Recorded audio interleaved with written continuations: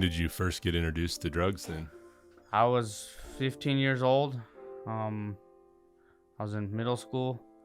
Started off smoking weed when I was like 11, and then I got introduced to crack cocaine when I was 15. You know, my mom says, honestly, when I was 11 years old, I got sexually molested at a Catholic church camp. She said everything kind of changed from there.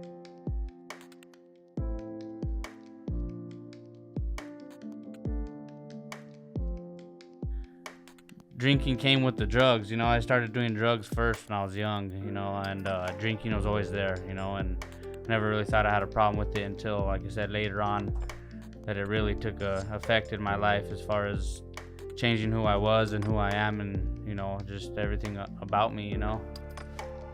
Come 18 years old, 19 years old, I had my daughter, Ariana, you know.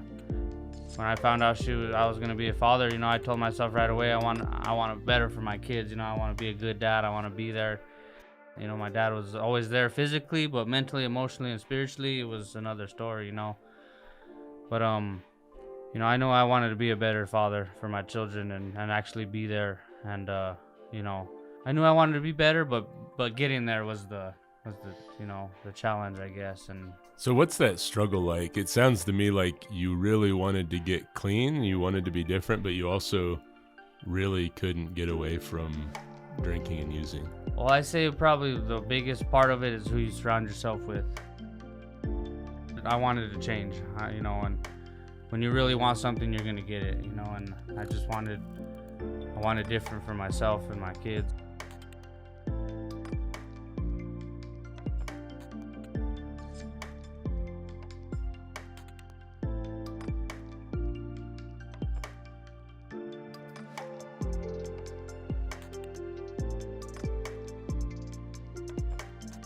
I prayed about it, you know. God's been a big part of my life since I was young, 12 years old. You know, it's like I've been beat down, and it's like I'm done doing it my way. You know, I want to try other ways, and that's Lifehouse gave me that opportunity.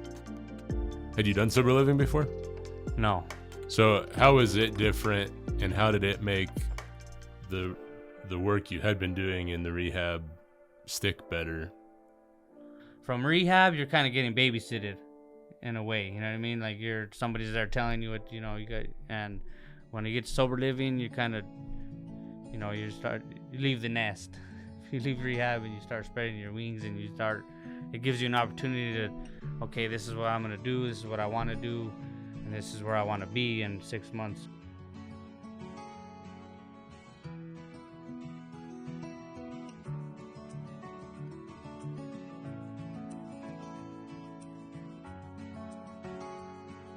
Tell us about you were in sober living, and all of a sudden you had the opportunity to get your kids back. I mean, I picked him up, and I called Adolfo and told him, hey man, this is the deal, you know, I got my kid, and I can't go back to the house. What are you able to give your kids that you weren't able to have? A sober dad. I used to walk in the door and they would be kind of on edge because they don't know what they're gonna get, you know. It's a good feeling to see the look on their face and not see the fear or worry, you know, and then they know that, hey dad. That's all I hear, dad. If I had $1 for every time I heard dad, man, I'd be driving a nice ride. Yeah.